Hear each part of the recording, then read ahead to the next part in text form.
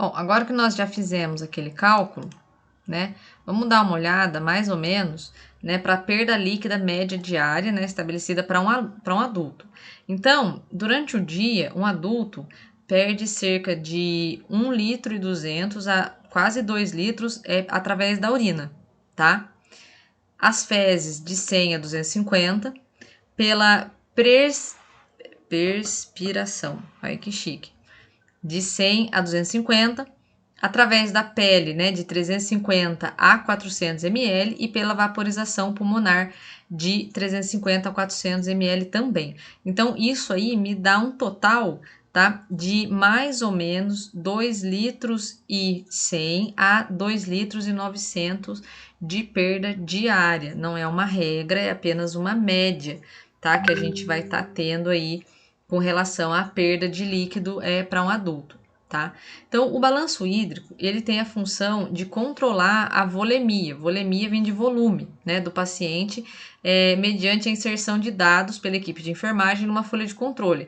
Essa folha de controle, ela pode variar de instituição para instituição. Então, isso varia de lugar para lugar. Mas sempre vai estar escrito folha de balanço hídrico. Tá? Então, é uma folha específica para esse tipo de avaliação.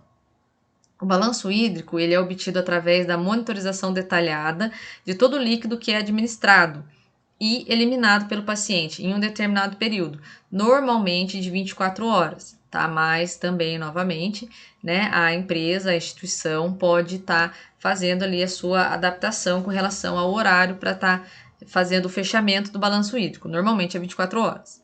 Por exemplo, um homem adulto, em condições normais, ele pode ganhar líquido por via oral, através dos alimentos, né? Água endógena. Endógena significa dentro, né? Então, essa água endógena, ela é mediante o metabolismo do carboidrato. Então, toda vez que você consome carboidratos, dentro da sua célula ocorre o metabolismo desse carboidrato e isso gera água, tá? E isso gera líquido, tá bom?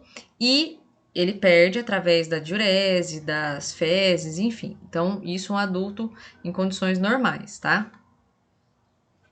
As medicações que forem administradas, elas precisam ser incluídas nos ganhos.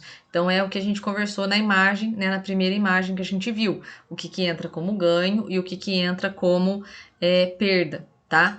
Então, drenagem verificada em vômito, dreno, sonda, tudo isso a gente coloca nas perdas. Nossa, professor, eu tenho que anotar tudo? Se o seu paciente tiver em regime de controle hídrico para indicação de realização de balanço, sim, tem que anotar tudo, tá bom?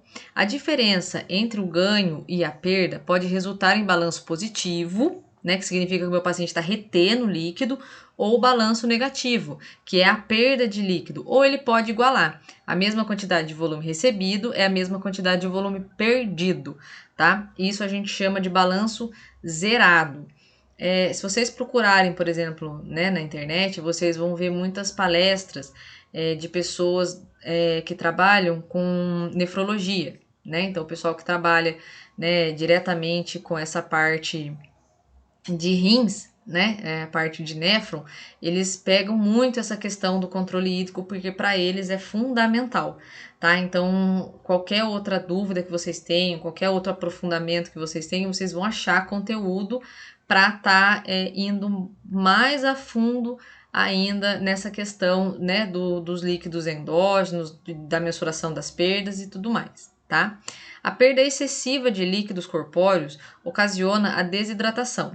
Tá? A retenção de líquido ocasiona edema e, por sua vez, sobrecarga do aparelho cardiovascular.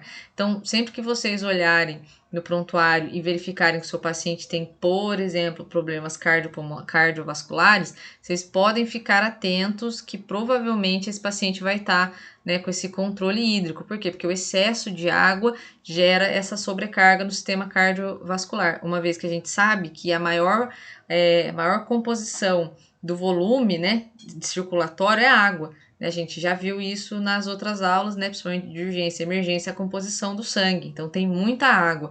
Quanto mais água, mais volume ali para o coração estar trabalhando. E muitas vezes o coração não tem condições de gerenciar todo aquele volume que o paciente está retendo, tá bom?